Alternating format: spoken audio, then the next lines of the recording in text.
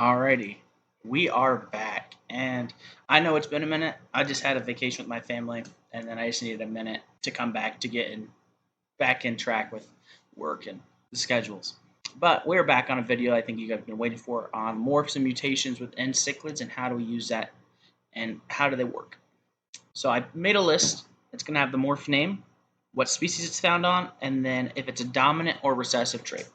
So obviously marble vieja, dominant, it's found on the vieja, usually fenestratus, but it has been hybridized so much there are a lot of marble vieja hybrids. Like I know in Ohio they have done marble vieja hybrid to Parachromis fredistilla, and there are other examples of marbled hybrids like 5-blood marbles that are 12.5% fenestratus, 12.5% Zen, 12.5% Zon, or 25% Zon. 12.5% Hartwiga and 37.5% Vieja. There's just a lot of hybrids with the marble genetic because it is dominant and how that works. Now there's calico convict. Calico and marble similar because they both look like pied balls, but they are two different genetics that work differently. And one is a dominant, one is recessive, and I will go into later of how the inheritance of those work. Obviously, we normally see the calico on convicts and polar blues.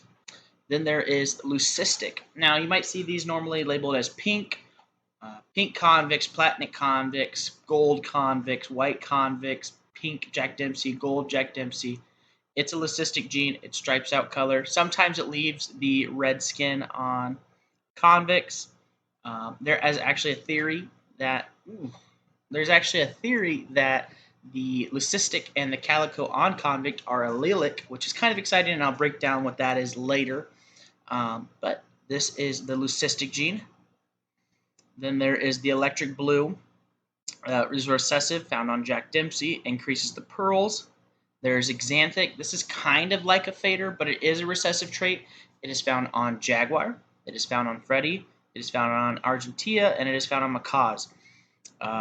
Usually, this is a recessive trait. Sometimes, like the population of freddies and os, it does cause some blindness. Now, we don't know if this is due to genetic deterioration due to it being inbred so much and repopulated, or if it is directly tied to the gene itself. Like albinos sometimes have lower sight due to the genetic itself, not because of anything on the other end of the species. But these will normally be a recessive trait. Gold and Xanthix are two separate genes that usually get confused together. This is a layer. It's affecting its skin and pearl layer. This is affecting the color. Obviously it's different. You can see the pattern and the coloration is different. The reason it gets confused so much is that the Xanthix gene was found within the gold gene population. So Dan had the gold population set up, was breeding them, and then he's kept seeing these Xanthix gold pop out, and then he isolated those together, and it kept throwing Xanthix, right?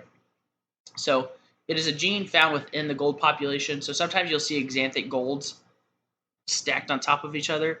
It's because they're found off of that same population. This is also a recessive gene.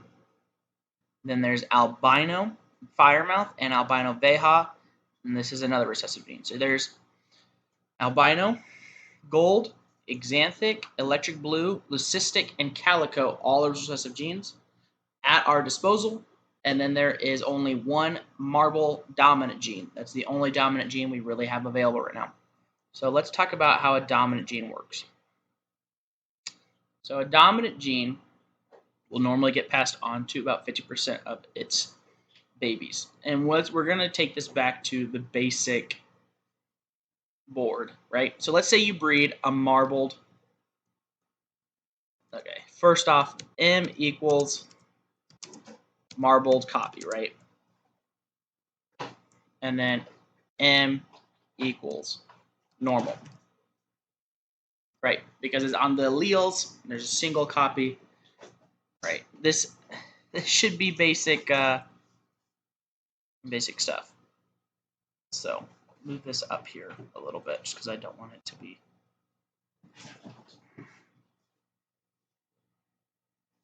Okay, whatever. Bring that down.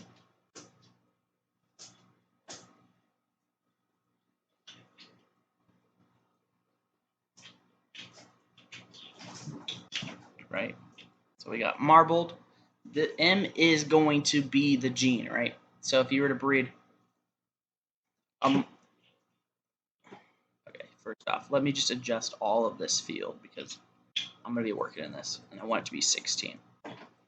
So let's say we did marble X jaguar. Let's say we wanted to do jaguar gene.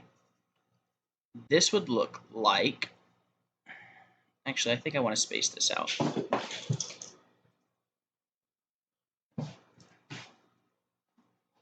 X jaguar. And then let's go ahead and fix that. And this is going to be MM. And this is going to be MM, right? Marbled, normal, normal, because there's no other gene on this, right? So if we put this up into an inheritance, we've got the jaguar on top. So we've got M, M, M, and then we've got the marbled on the side, M, M, right? How is this going to affect the inheritance of the babies? First off, we're going to get one. We're going to get at least one MM. And then we're going to get another MM. And then we're going to get MM, MM. Now, what does this show you for an outcome? It shows you that about 50%. I'm going to do dark gray.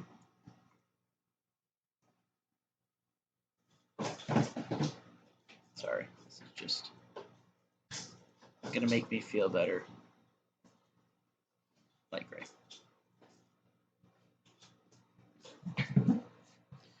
50% come out as MN, and 50 other percent come out as MM. Now, what does this mean? It means this direction is marbled.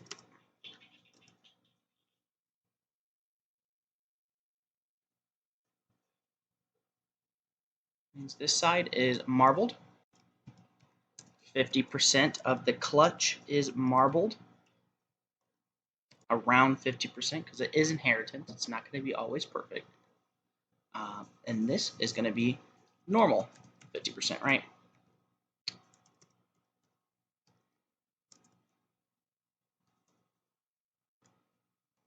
And obviously these are now 50% fen and 50% jag. So if you wanted to, you could breed this back to jaguar. If you wanted to, you could breed this back to jaguar. So you now have an MN jaguar, right? And you could do, it would basically be this exact same format with these exact same results. What in the world? I must have hit something. Back that up. Control C. Control V. Okay, yeah, I definitely didn't copy this, I guess. Actually, I don't think I have to copy it. I definitely have to copy it. Definitely don't do that again. Okay.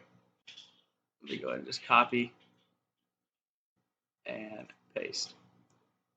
And so you just did jaguar, marble, fin, right? Because it's 50-50. And you took a marble visual and you took it back to jaguar. You now get 50% more, but now they'd be 25% fin, right? And 75-ish% jag. And then you'd be slowly moving that gene over to the jaguar. And you could do it on basically any base. It is going to need elbow grease. I have seen it as 75% Texas, and it affects the pearl structures and the coloration. So there is a little bit elbow grease needed with the marble. But it is easy enough to move because it is a dominant trait, and around 50% of babies is going to get it every single time. So super simple. Now we're going to go to the recessive side of things. We got the calico convict, which is basically the pied, right? It is different than the marble gene and the way that it affects the structure, which I will make a different video talking about calico versus marble and which one I think is better. But this is just going to be talking about how to use the genetics and how they inherit. So calico convict, pretty simple. Cystic Jack Dempsey or convict, usually called pink, gold, platinum. Those are all recessive traits. Then there's electric blue Jack Dempsey, very common. Another recessive, Xanthix on all of those. Jaguar, argentea, macaw, freddie. Gold, also recessive, and albino. Now, what is a recessive? So I'm going to put the big R is going to equal one copy of recessive, right? And then I'm going to put, I'm going to put it as little r because it takes two copies to be visual, right? And then R, let's go ahead and just adjust this to be 16.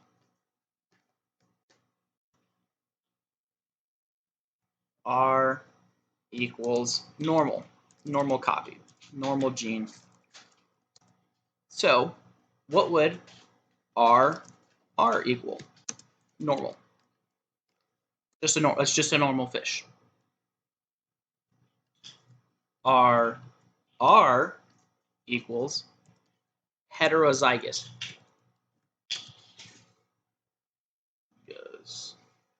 Heterozygous. I think I spelt that right. All that means is it carries one copy of the recessive trait. As you can see visually, it carries one copy. And then RR would equal visual, right? That would be the calico. That would be Lucy. That would be Xanthix. That'd be EB. RR is the visual representation of that, right? So how do we now use this into planning? Let's do something simple like leucistic. I think everybody can get their hands on it. And this is going to be applied across the board because they're all Xanthix. It's all going to be the same. Let's say we breed a leucistic convict, pink convict, to a actually, let's do jaguar. Yeah, to jaguar. Their genes are going to look like RR and RR. And so when we set this table up, it's going to be R, R, R, R, right? Pretty simple. I think you guys already know where we're about to go with this. Go green.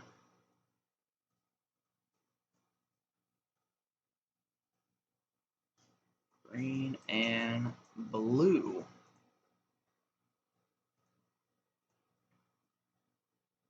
I'm going to copy this and paste about 2 more because I have some other examples to run through. Now, obviously, first baby, RR. Next baby, RR. Next baby, RR. Next baby, RR. So 100% R, RR, which means there's 100% het.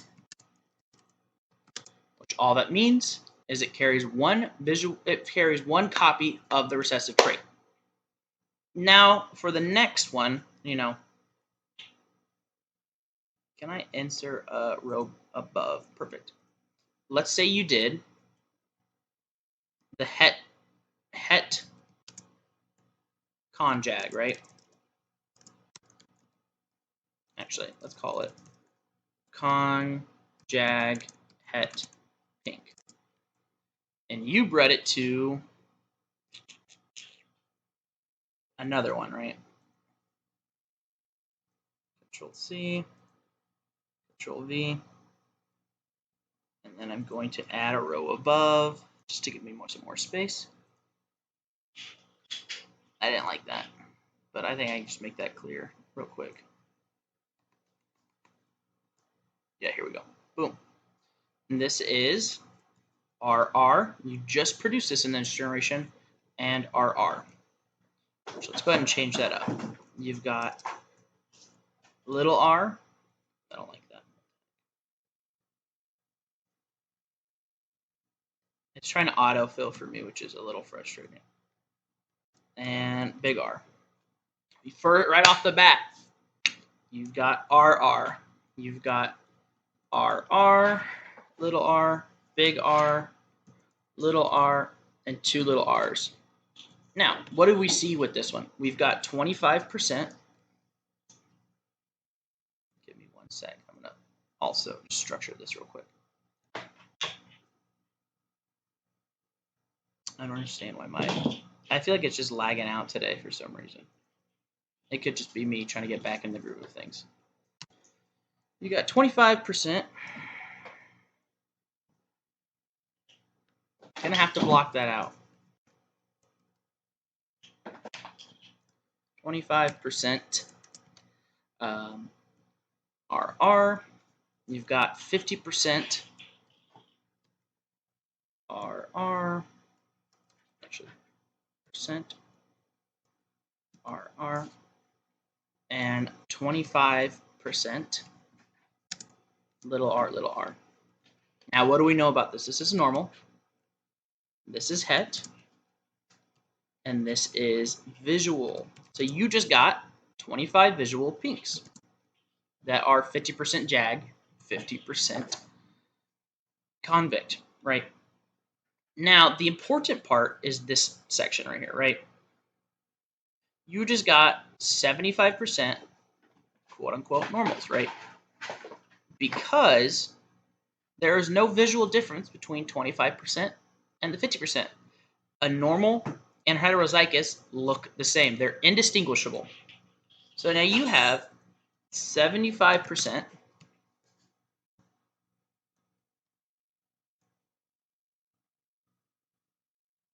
It's going to drive me insane. 75% normal looking fry, right? Normal, quote unquote. Non-visual, I should say. But you know 50% of that is het, right? 50% is for sure het. What is that? If 50% 75, 25, 50, 25 is 1.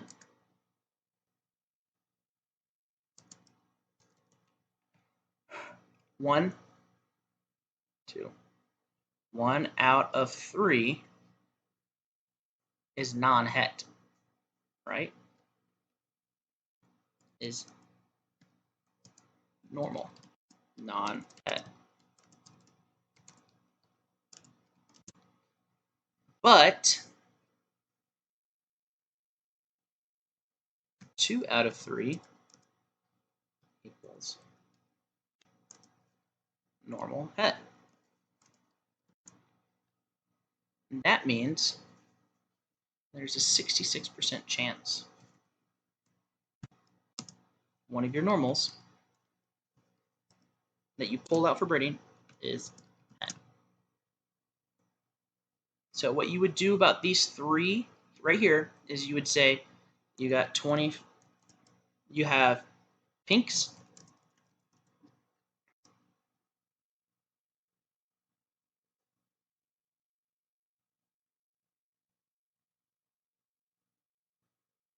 you've got 25% pinks, and you got 75% normal with a 66% chance of being het. That's how that would look like. If you were to market it and be like, well, I have some normals available, there's 66% chance het. That just means there's a 2 out of 3 chance that it does carry the gene. Now, if you were to breed your, I'm going to come back to this spot right here. Let's say you do,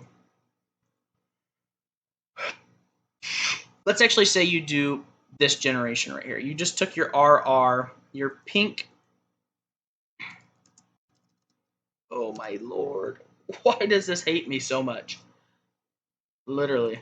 Okay. Okay. Enter. You just took your pink con jag to your het. Your con jag het pink, right? What is this going to result in for fry? Well, you're taking an RR, little r, to a big R, little r.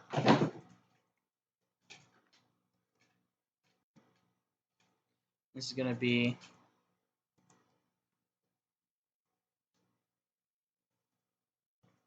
yep, here we go.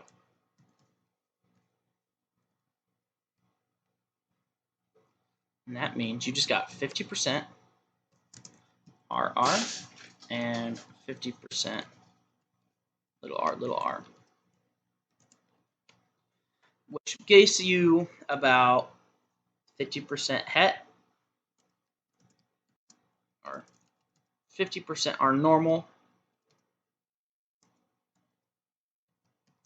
100% het,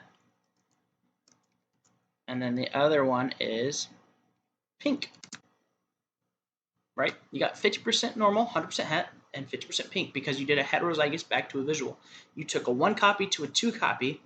That means that no matter what, all the babies are going to get 1 copy from that 2 copy. And then 50% of them should align with the other one, right? Not too complicated. Now there's other stuff like the electric blue or the electric pink Jack Dempsey, right? Okay. So you are wanting to stack on 2 genetics. Now the table for this is a little bit more complicated. So I'm going to go to a ball python calculator. I'm just going to say, hey, this gene is quote unquote this gene is quote unquote this gene. If you were to do